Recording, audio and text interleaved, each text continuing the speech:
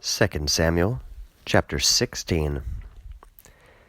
And David went through a little way from Ros, and behold, Ziba, the servant of Mephibosheth, arrived for meeting him, and a pair of donkeys being saddled, and upon them 200 breads, and an ephah of dried grape clusters, and 100 dried fruit clusters, and a skin flask of wine. And the king said to Ziba, "What are these to you?"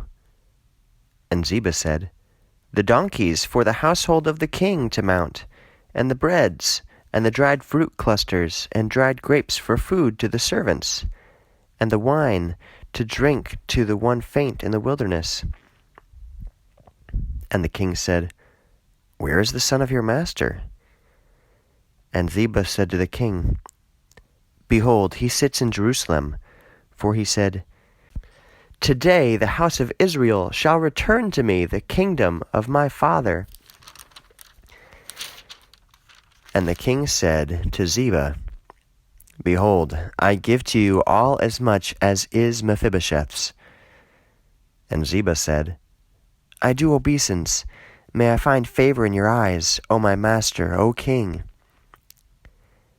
And King David came until Bahurim, and behold, from there a man came forth from out of the family of the house of Saul, and the name to him was Shimei, son of Gera.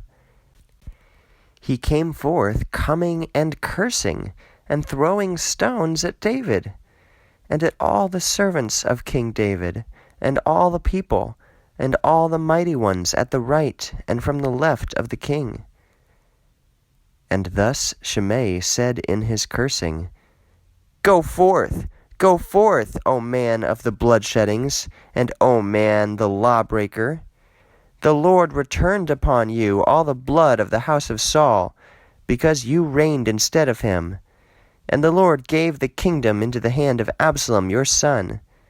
And behold, you are taken in your own evil, for you are a man of blood. And Abishai, son of Zeruiah, said to the king, Why does this dying dog curse my master the king? Let me pass indeed, and I shall remove his head. And the king said to Abishai, What is it to me and to you, sons of Zeruiah? Even allow him, and thus let him curse. For the Lord said to him to curse David. And who shall say to him, Why did you do thus? And David said to Abishai and to all his servants, Behold, my son, the one coming forth from out of my belly, seeks my life. And moreover, now the son of the Benjamite, leave him to curse.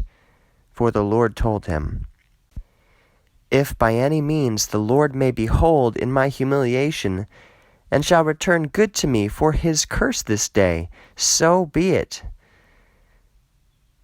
And David went, and all his men in the way. And Shimei went according to the side of the mountain being next to him. He went, and cursed, and cast stones on him, and was strewing dust. And the king went, and all the people with him, being faint, and they refreshed there. And Absalom and every man of Israel entered into Jerusalem, and Ahithophel was with him. And it came to pass, when Hushai, the chief friend of David, came to Absalom, that Hushai said to Absalom, Let live the king! Let live the king! And Absalom said to Hushai, Is this your act of kindness with your companion? Why did you not go with your companion? And Hushai said to Absalom, No, but after whoever the Lord chooses, and this people, and every man of Israel, I will be serving to him, and I shall sit down with him. And secondly, to whom shall I serve? Should I not serve before his son? Just as I served before your father, so I will be before you. And Absalom said to Ahithophel, "Give counsel for yourselves what we should do."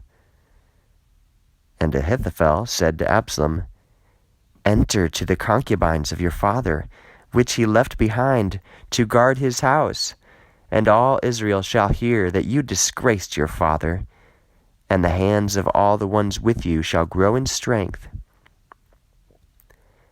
And they pitched the tent belonging to Absalom upon the roof.